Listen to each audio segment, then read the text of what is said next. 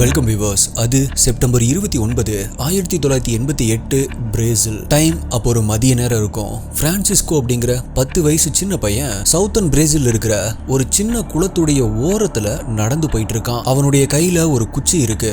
அந்த குச்சியை வச்சு நடந்து போயிட்டே கீழே நிலத்துல குத்தி குத்தி பார்த்துட்டே நடந்து போயிட்டு இருக்கான். எப்பவுமே மதியானம் ஸ்கூல் முடிஞ்சு வந்ததுமே இதுதான் அவனுக்கு ரொம்பவே பிடிச்ச ஒரு விளையாட்டு. அந்த குளத்துக்கு போய் அந்த குளத்தை சுத்தி இருக்கிற பறவைகளை வேட்டையாடுறது, இல்ல அப்படின்னா பூச்சிகள் மற்றும் வண்டுகளை இந்த மாதிரி குச்சியை வச்சு நோண்டி எடுத்து அது கூட விளையாண்டுட்டு இருப்பான். சாவோ பாலோ அப்படிங்கிற ஸ்டேட்டில் இருக்கிற இந்த குளம் ஆக்சுவலா ஒரு குளம் கிடையாது, அது ஒரு பெரிய ஆறு. அந்த ஆற்றில் இருந்து பல கிளைகள் பிரிஞ்சு கடைசியா ஒரு இடத்துல ஒரு குளம் மாதிரி இருக்கும் இல்லையா. பிரான்சிஸ்கோ இப்ப அங்கதான் தனியா அந்த மாதிரி விளையாண்டுட்டு இருக்கான். சொல்ல போனா அவனுக்கு இதுதான் ரொம்பவே ஃபேவரட்டான ஒரு இடம். ஆனா அவனுக்கு தெரியும் இந்த குளங்களுக்கு பக்கத்துல போய் விளையாடக்கூடாது அப்படின்னு அவனுடைய அம்மா அவன்கிட்ட எப்பவுமே சொல்லிட்டு இருப்பாங்க. பிகாஸ் கடந்த சில வருடங்களா பக்கத்து சிட்டியில் இருக்கிற கேங் மெம்பர்ஸ் அவங்க கொலை பண்ற விக்டிம்ஸ் உடைய உடலை இந்த குளத்துக்கிட்ட தான் கொண்டு வந்து போட்டுட்டு போவாங்க. So wrong place at a wrong time அப்படின்னு நம்ம சேனல்ல பல வீடியோஸ் பார்த்திருக்கோம் இல்லையா. அந்த மாதிரி தப்பி தவறி நம்ம தவறான நேரத்துல அங்க மாட்டிக்கிட்டோம் அப்படின்னா அது நம்மளுடைய உயிருக்கே ஆபத்தா முடிஞ்சிடும். ஆனா பிரான்சிஸ்கோக்கு அதை பத்திலாம் கவலையே கிடையாது. அவனுக்கு இந்த குளத்தை சுத்திட்டு குச்சியை வச்சு நோண்டிட்டு அங்க இருக்கிற வண்டுகளை பூச்சிகளை புடிச்சிட்டு இருக்கிறது அவனுக்கு ரொம்பவே பிடிக்கும். இப்ப வரைக்கும் எதுவுமே நடக்கல, இனி என்ன நடக்க போகுது அப்படின்னு அவன் நினைச்சிட்டு இருந்தான். ஆனா அவன் நினைச்சதுக்கும் மேல ரொம்பவே பயங்கரமான ஒரு விஷயத்த அன்னைக்கு அவன் எதிர்கொள்ள போறான் அப்படிங்கிறது அவனுக்கு தெரியாது. 1988 நடந்த இந்த சம்பவத்தை இது ரொம்பவே சென்சிட்டிவான ஒரு விஷயம் அப்படின்னு பொதுமக்கள் கிட்ட இருந்து பிரேசிலியன் கவர்மெண்டே சீக்ரெட்டா இதை மறைக்க ட்ரை பண்ணிருக்காங்க. ஆனா சில வருடங்களையே அது சம்பந்தப்பட்ட போட்டோஸ் எல்லாம் லீக் ஆக ஆரம்பிச்சது. அதை பார்த்த பிரேசில் மக்கள் எல்லாருமே நடுங்க ஆரம்பிச்சாங்க அப்படின்னு தான் சொல்லணும். இந்த வீடியோ ஸ்டார்ட் ஆகி போக போக எதையோ நோக்கி போயிட்டு இருக்கிற மாதிரி தான் தெரியும். ஆனா இந்த வீடியோவுடைய எண்டிங்ல இருக்கிற டீடைல்ஸை கேட்டா கண்டிப்பா இன்னைக்கு நைட் உங்களுக்கு தூக்கமே வராது. அந்த அளவுக்கு ரொம்பவே ஸ்பைன் சில்லிங்கான டீடைல்ஸா இருக்கும். அப்படி அந்த போட்டோஸ்ல என்ன இருந்துச்சு அப்படிங்கிறது மட்டும் இல்லாம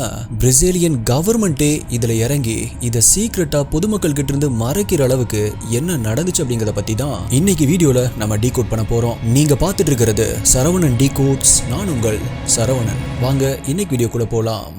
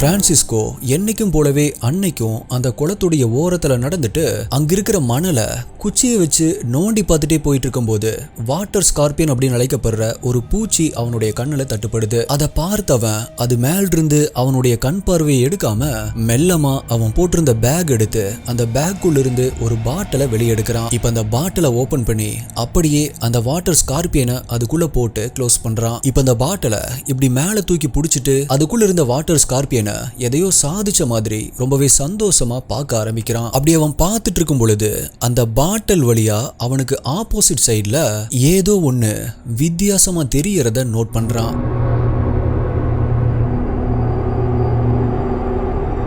இப்ப அந்த பாட்டில கீழே வச்சுட்டு அது என்ன அப்படின்னு கொஞ்சம் நிதானமா பாக்குறான். அப்ப அந்த குளத்துக்கு நடுவுல இன்னொரு கரை மாதிரி ஒரு சின்ன மேடு ஒண்ணு இருக்கு. அந்த சின்ன கரை மாதிரியான அந்த மேட்டுல வல்ச்சர்ஸ், அதாவது கழுகுகள் கூட்டமா உட்கார்ந்துட்டு இருக்கு. அதுவும் ஒரு சர்க்கிள் மாதிரி உட்கார்ந்துட்டு இருக்கிறத இவன் பாக்குறான். உடனடியா இப்ப பிரான்சிஸ்கோக்கு இப்ப அவன் பிடிச்சு வச்சிருக்கிற இந்த வாட்டர் ஸ்கார்பியனை விட அங்க இருக்கிற கழுகுகள் மேல இன்ட்ரெஸ்ட் வர ஆரம்பிக்குது. பிகாஸ் கழுகுகள் ஒரு ஸ்கேவஞ்சர்ஸ், அதாவது பிணம் தின்னிகள். இப்ப இந்த கழுகு எல்லாமே அங்க உட்கார்ந்துட்டு இருக்கு அப்படின்னா அங்க ஏதோ ஒரு இறந்த விலங்குடைய உடல் இருக்கும் அப்படின்னு நினைக்கிறான்.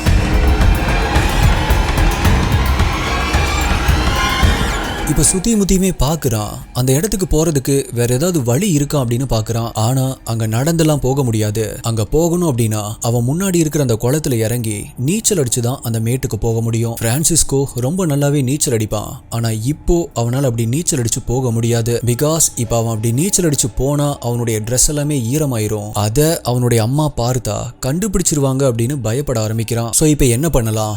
அந்த கழுகுகள் அங்க இருக்கிறதுனாலதான் அங்க என்ன விலங்கு இருக்கு அப்படிங்கறத பார்க்க முடியல அப்படின்னு யோசிச்சு அவனுக்கு ஒரு ஐடியா வருது.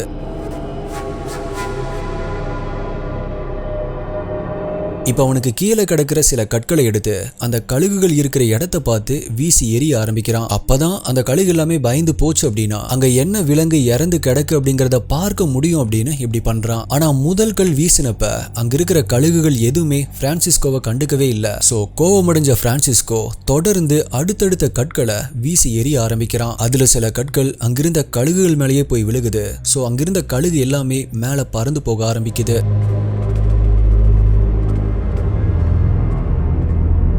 இப்ப ஃபைனலா அவனால அந்த கரையில என்ன இருக்குது அப்படிங்கறத கிளியரா பார்க்க முடிஞ்சது. ஆக்சுவலா இவன் என்ன நினைச்சான் அப்படின்னா இறந்தது ஏதாவது ஒரு பறவையா இருக்கலாம் அல்லது ஏதாவது ஒரு சின்ன விலங்குகளா இருக்கும் அப்படின்னு தான் முதல்ல இவன் நினைச்சிருந்தான். ஆனா அப்படி பார்க்கும் பொழுது அது அவன் நினைச்ச எது மாதிரியும் இல்ல. பார்த்த உடனே அது ஒரு பன்றி மாதிரி இருந்திருக்கு. உடம்பெல்லாம் அப்படியே வெள்ளையா வெளுத்து போன மாதிரி இருந்திருக்கு. இப்ப அதை பார்த்த பிரான்சிஸ்கோ ஒரு பன்றி எப்படி இங்க வரும் அப்படின்னு சொல்லி யோசிச்சுட்டே அதை பார்த்துட்டே இருக்கான். அப்பதான் அவன் பார்த்துட்டு இருக்கிறது ஒரு இறந்த மனிதனுடைய உடல் அப்படிங்கிறது புரிய வருது.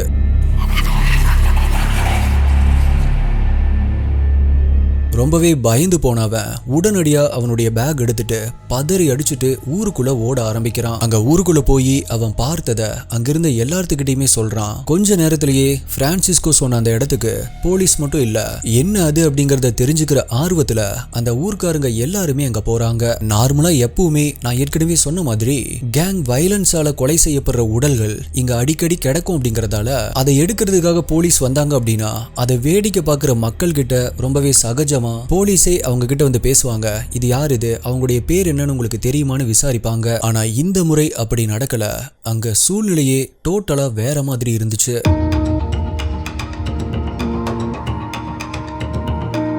இந்த முறை அங்க வந்த போலீஸ் எல்லாமே அந்த கிரைம் சீனை ரொம்பவே சீக்ரெட்டா வைக்க ஆரம்பிச்சாங்க. லோக்கல் பீப்புள்ஸ் யாரையுமே அதை பாக்குறதுக்கு அனுமதிக்கல. அப்ப சில கிராமத்து மக்கள் ஆர்வத்துல அங்க இருக்கிற போலீஸ் கிட்ட போய் என்னாச்சு சார், அங்க என்ன நடந்துட்டு இருக்கு அப்படின்னு சில டீடைல்ஸை கேக்குறாங்க. ஆனா போலீஸோ சாரி, அதை பத்தி இப்ப எங்கனால பேச முடியாது அப்படின்னு சொல்லிடுறாங்க. சோ அந்த கிராமத்து மக்கள் எல்லாருமே கொஞ்சம் கொஞ்சமா களைஞ்சு போக ஆரம்பிக்கிறாங்க. ஆனா அதுல ஆர்வமா இருந்தவங்க மட்டும் ஈவினிங் வரைக்கும் அப்படியே அங்க வெயிட் பண்ணிட்டு இருந்தாங்க. இருந்தாலும் போலீஸ் அவங்க யாரையுமே கடைசி வரைக்கும் பார்க்க விடல அப்படிங்கறதால சரி ஓகே வீட்டுக்கு போய் டிவில இத பத்தி ஏதாவது நியூஸ் வருமா அப்படின்னு பார்க்க ஆரம்பிக்கிறாங்க. ஆனா லோக்கல் நியூஸ்ல கூட இத பத்தி சுத்தமா எந்த ஒரு சேனலுமே பேச கூட இல்ல.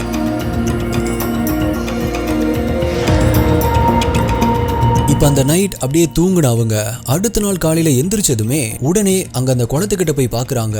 ஆனா அங்க யாருமே இல்ல. அந்த இடம் முழுவதுமே அங்க அப்படி ஒரு சம்பவம் நடந்திருந்துச்சு அப்படிங்கிற மாதிரி எந்த ஒரு அடையாளமுமே இல்லாத மாதிரி இருந்துச்சு. இப்ப அடுத்த சில நாட்களுக்கு இத பத்தி ஏதாவது நியூஸ் வருமா அப்படின்னு அந்த கிராம மக்கள் எல்லாருமே டிவி, ரேடியோ, நியூஸ் பேப்பர் அப்படின்னு எல்லாத்தையுமே பார்த்துட்டு இருந்தாங்க. ஆனா இத பத்தி துளி அளவு கூட எந்த ஒரு இன்ஃபர்மேஷனுமே வெளியே வரல. இது அங்கிருந்த கிராம மக்களுக்கு சந்தேகத்தை கொடுக்க ஆரம்பிச்சது.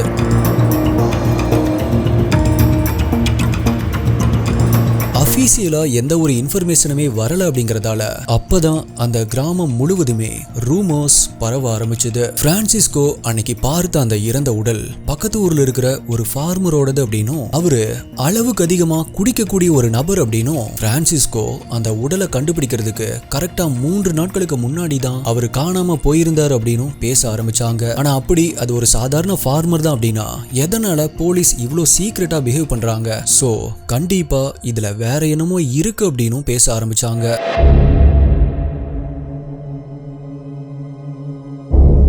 இப்படியே நாட்கள் நகர ஆரம்பிக்குது.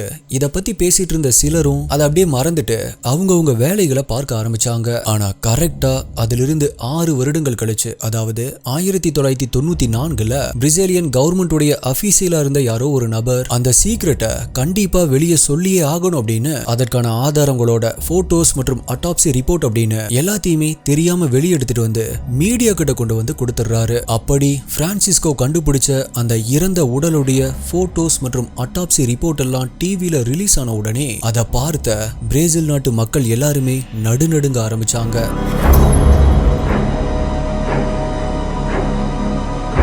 காரணம், 10 வயது சின்ன பையனான பிரான்சிஸ்கோ கண்டுபிடிச்ச அந்த இறந்த உடல் ஒரு குடிகார ஃபார்மருடையதோ அல்லது கேங் வயலன்ஸ்ல அவங்க கொண்டு வந்து போட்ட இறந்த உடலோ கிடையாது. அந்த மனித இறந்த உடல் மற்றும் அந்த மனிதருடைய இறப்பிற்கு காரணமா இருந்தது கண்டிப்பா ஹியூமன்ஸே கிடையாது. அது இந்த பூமியவே சேராத ஏதோ ஒன்று, which means அது பேரானார்மல் அப்படின்னு டிக்ளேர் செய்யப்பட்டிருந்துச்சு.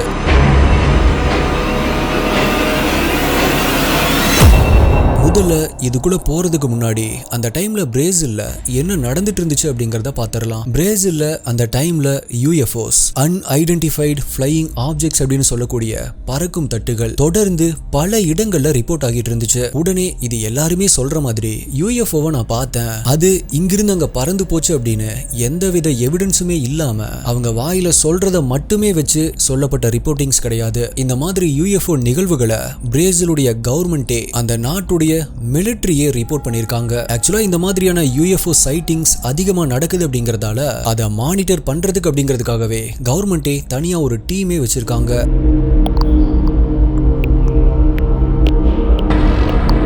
இன்னும் சொல்ல போனா அந்த மாதிரி பிரேசில நடந்த ரொம்பவே ஃபேமஸான ஒரு UFO சைட்டிங்ஸான the night of the UFOs அப்படின்னு அழைக்கப்படுற அந்த ஒரு நிகழ்வுல டைரக்டா பிரேசிலுடைய கவர்மெண்டே இன்வால்வ் ஆயிருக்காங்க.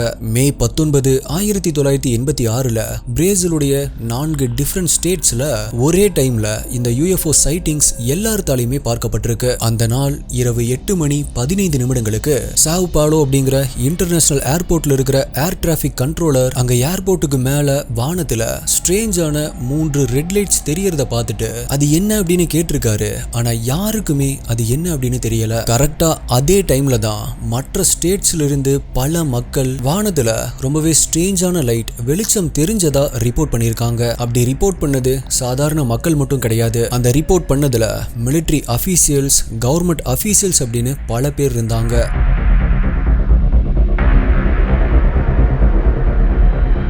உடனடியா பிரேசில் கவர்மெண்ட் இதுக்கு ரெஸ்பான்ஸ் கொடுக்கிற வகையில அப்படி வானத்துல தெரிஞ்சிட்டு இருக்கிற அந்த லைட்டை பார்த்து அது என்ன அப்படின்னு பார்த்துட்டு வர்றதுக்காக பிரேசில் மிலிட்டரியுடைய ஏர்ஃபோர்ஸ்ல இருந்து ஃபைட்டர் ஜெட் ஒன்னு அங்க அனுப்பி வைக்கப்படுது. அது என்ன அல்லது அது யாரு அப்படிங்கறத செக் பண்ணி தேவை ஏற்பட்டா அதை ஷூட் பண்ண சொல்லியும் ஆர்டர் கொடுக்கப்பட்டு அந்த ஜெட் அனுப்பப்பட்டிருந்துச்சு. அப்படி அந்த ஃபைட்டர் ஜெட் அந்த லைட் கிட்ட அந்த UFO கிட்ட போகும் பொழுது சடனா கண்ணிமைக்கிற நேரத்துல அந்த UFO அங்கிருந்து மறைஞ்சு பல கிலோமீட்டர் தள்ளி மறுபடியும் வேற ஒரு இடத்துல அது தோன்றி இருக்கு. அதுல ஒரு UFOவை கவனிச்சதுல அப்படி அது மறைஞ்சு வெறும் 5 நொடிகள்ல அது மறைஞ்ச இடத்துல இருந்து 40 கிலோமீட்டர் தள்ளி வேற ஒரு இடத்துல மறுபடியும் தோன்றி இருக்கு. which means ஒளியுடைய வேகத்தை விட, அதாவது சவுண்டுடைய வேகத்தை விட 5 மடங்கு வேகத்துல அந்த UFO டிராவல் பண்ணிருக்கு. இது மனிதர்களால சாத்தியமே இல்லாத ஒரு வேகம். எந்த ஒரு மனிதராலையும் இந்த வேகத்துல டிராவல் பண்ண முடியாது.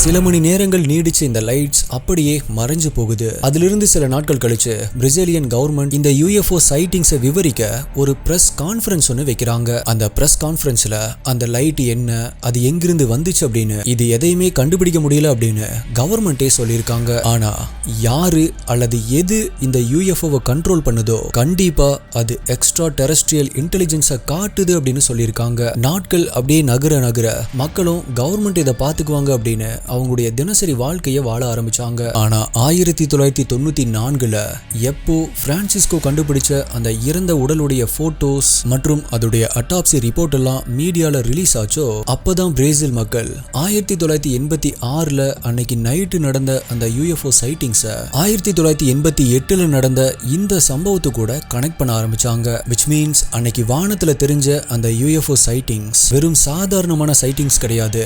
மேபி அப்படி வந்த UFO UFOs இங்கிருந்து கிளம்பாமலேயே இருந்திருக்கலாம் அப்படின்னு பேச ஆரம்பிச்சாங்க. பிரேசில் மக்கள் ஒரு இறந்த மனித உடலை இந்த UFO சைட்டிங்ஸ் கூட கம்பேர் பண்ணி பேசுற அளவுக்கு அப்படி அந்த லீக்கான போட்டோஸ் மற்றும் அட்டாப்சி ரிப்போர்ட்ல என்னதான் இருந்துச்சு அப்படின்னு தானே உங்களுக்கு தோணுது. இப்போ நான் அதை பத்தி சொல்றேன். நான் அப்படி சொன்னதுக்கு அப்புறமா அவரை யாரு அல்லது எது அப்படி பண்ணிருக்கோம் அப்படிங்கறத நீங்களே முடிவெடுத்துக்கோங்க. அந்த லீக்கான போட்டோஸ் மற்றும் அட்டாப்சி ரிப்போர்ட்ல இருந்தது இதுதான்.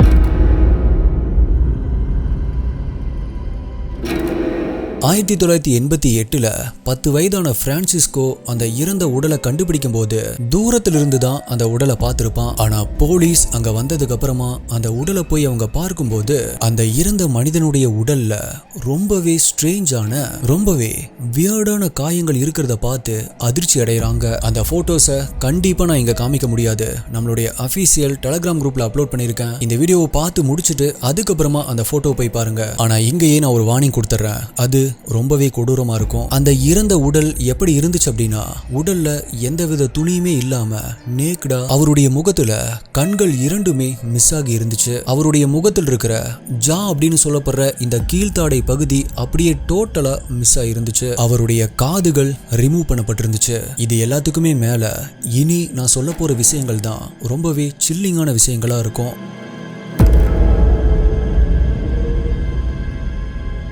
அவருடைய உடம்புல மொத்தமா 4 ஓட்டைகள் இருந்துச்சு. ஓட்டை அப்படின்னா சாதாரணமா ஏதோ குத்துனா ஏற்படுற ஓட்டை கிடையாது. அந்த ஓட்டை பர்ஃபெக்டான ஒரு சர்க்கிள் ஷேப்ல கரெக்டா 1.5 இன்ச் டயாமீட்டர்ல ரொம்பவே நேர்த்தியா போடப்பட்டிருந்துச்சு. அவருடைய வலது கை மற்றும் இடது கையில கரெக்டா இந்த இடத்துல அப்படின்னு அண்ட் கரெக்டா அவருடைய பெல்லி பட்டன் அதாவது தொப்புள் பகுதியில போடப்பட்டிருந்துச்சு. சோ அவருடைய பெல்லி பட்டன் அங்க இல்ல. அடுத்ததா கிராச் அப்படின்னு சொல்லப்படுற அவருடைய 2 கால்களுமே இணையிற இடத்துல அப்படின்னு மொத்தமா இந்த 4 இடங்கள்ல அந்த ஓட்டை இருந்துச்சு. இதுல ரொம்பவே ஸ்ட்ரேஞ்சான ஒண்ணு என்ன அப்படின்னா அந்த 4 ஓட்டைகளுமே ஜஸ்ட் ஏதோ ஒரு பொருளை வச்சு குத்தி போடப்பட்ட ஒரு ஓட்டை கிடையாது. அது எல்லாமே ரொம்பவே பெர்ஃபெக்ட்டா ஒரு துளி கூட மாறாம ஒரு சர்ஜிக்கல் ஆபரேஷன் மாதிரி ஏதோ ஒரு இரும்பை லேசர் கட்டிங் பண்ணா எப்படி இருக்கும் அந்த மாதிரி பெர்ஃபெக்ட்டா போடப்பட்டிருந்துச்சு.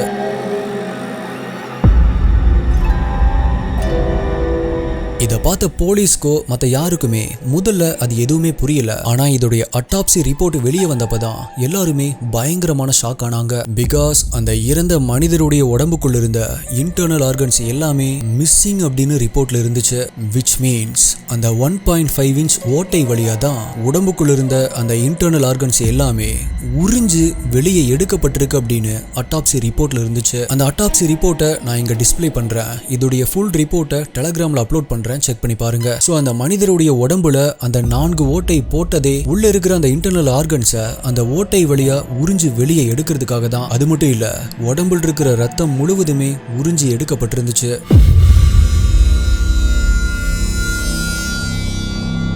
இது எல்லாத்துக்குமே மேல அந்த அட்டாப்சி ரிப்போர்ட்ல முக்கியமா குறிப்பிட்டிருந்த விஷயம் என்ன அப்படின்னா நம்மளுடைய உடம்புல வேகஸ் நர்வ் அப்படிங்கிற ஒரு பார்ட் இருக்கு, ஒரு நரம்பு இருக்கு. அதுதான் நம்மளுடைய நர்வஸ் சிஸ்டம் கண்ட்ரோல் பண்ணக்கூடிய ஒண்ணு. ஆல்சோ ஹார்ட் பீட் மற்றும் டைஜஷன் மாதிரியான ஆட்டோமேட்டிக் ஃபங்க்ஷன்ஸ் செயல்பட காரணமா இருக்கக்கூடிய ஒண்ணு. இந்த வேகஸ் நர்வ் என்ன பண்ணும் அப்படின்னா சடனா நீங்க ஏதோ ஒரு பெரிய ப்ராப்ளம்ல இருக்கீங்க, உங்களுடைய உயிரை காப்பாத்திக்க போராடிட்டு இருக்கீங்க அப்படிங்கிறப்ப டைஜஷன் மாதிரியான ஆட்டோமேட்டிக் ஃபங்க்ஷனை அப்போதைக்கு ஸ்டாப் பண்ணிட்டு உங்களுடைய உடம்புல இருக்கிற ஃபுல் எனர்ஜியை அந்த ஆபத்திலிருந்து காப்பாத்திக்க உங்களுக்கு புஷ் பண்ணி கொடுக்கும். சோ அந்த மாதிரி இவருடைய அட்டாப்சி ரிப்போர்ட்ல என்ன இருந்துச்சு அப்படின்னா அவர் இறக்குற சமயத்துல இந்த வேகஸ் நர்வ் ரொம்பவே பயங்கரமா செயல்பட்டிருக்கு. விச் மீன்ஸ் இந்த மனிதருடைய கண்கள், காதுகள், முகத்துல இந்த தாடை பகுதி மற்றும் அவருடைய உடம்புல ஓட்ட போட்டு உள்ள இருக்கிற இன்டர்னல் ஆர்கன்ஸ் எல்லாம் வெளியே உறிஞ்சி எடுக்கும் பொழுது அவரு உயிரோட தான் இருந்திருக்காரு.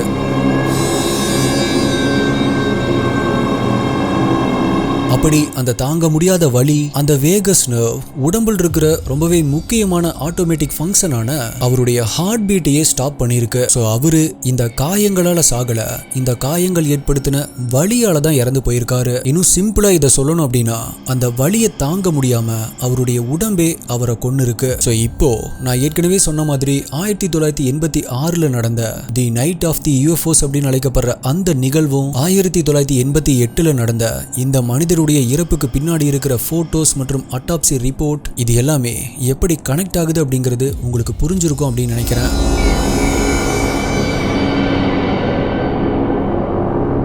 ஆக்சுவலா 1986ல தி நைட் ஆஃப் த UFOs அப்படிங்கிற அந்த UFO சைட்டிங்ஸ்க்கு அப்புறமா அடுத்த சில மாதங்களுக்கு அங்க இருக்கிற ஃபார்மர்ஸ் எல்லாருமே வயல்களில் மேய்ஞ்சிட்டு இருந்த அவங்களுடைய மாடுகள் எல்லாமே ரொம்பவே மர்மமான முறையில இறந்து போறதா ரிப்போர்ட் பண்ண ஆரம்பிச்சாங்க. அப்போ அவங்க சொன்ன தியரி படி இந்த UFOs தான் மாடுகள் இப்படி மர்மமான முறையில இறக்கிறதுக்கு காரணமா இருக்கலாம் அப்படின்னு சொல்லியிருந்தாங்க. மேலும் மாடுகளுக்கு நடந்தது மனிதர்களுக்கு கூட நடக்கலாம் அப்படிங்கிற தியரியும் முன்வைக்கப்பட்டுச்சு. சோ இப்படி இருந்த ஒரு சூழ்நிலையில தான் அந்த UFO சைட்டிங்ஸ் இருந்த அதே ஏரியால 2 வருடங்கள் கழிச்சு 1988ல இந்த மனித உடல் கண்டுபிடிக்கப்பட்டிருந்துச்சு.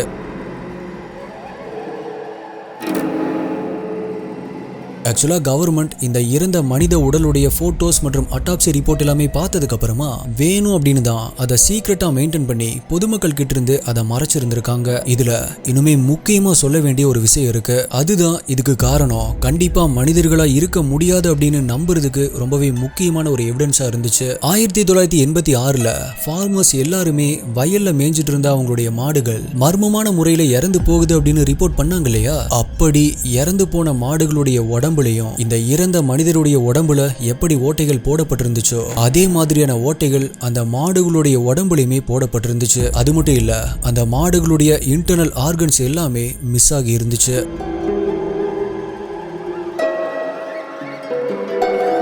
which means அந்த மாடுகளுக்கு என்ன நடந்துச்சோ அதுக்கு என்ன காரணமோ அதுதான் இந்த மனிதருடைய இறப்பிற்கும் காரணம் அப்படின்னு பிரேசில் மக்கள் பலரும் இதை 100% அப்படியே நம்புறாங்க. அதனாலதான் பிரேசிலுடைய கவர்மெண்ட்டும் அதோடைய மக்கள் கிட்ட இருந்து சீக்ரெட்டா இதை மறைச்சு வைக்க ட்ரை பண்ணிருக்காங்க. ஆனா இந்த விஷயம் வெளியே லீக் ஆகி சில நாட்களுக்கு அப்புறமா இவ்வளோ எவிடன்ஸ் இருந்துமே இது கான்ஸ்பிரசி தியரியுடைய கேட்டகரியில கொண்டு போய் சேர்க்கப்பட்டுச்சு. 1988ல 10 வயது சின்ன பையனான பிரான்சிஸ்கோ கண்டுபிடிச்ச அந்த இறந்த நபருக்கு அப்படி அன்னைக்கு என்னதான் நடந்திருக்கும்? அவருடைய உடம்புல அவ்வளோ பெர்ஃபெக்டான ஹோல்ஸை போட்டு அவருடைய இன்டர்னல் ஆர்கன்ஸ் எல்லாத்தையுமே அதன் வழியா உறிஞ்சு வெளியே எடுத்தது யாரு அல்லது எது அப்படிங்கிறது தி கேஸ் ரிமைன்ஸ் அன்சால்வ்ட்.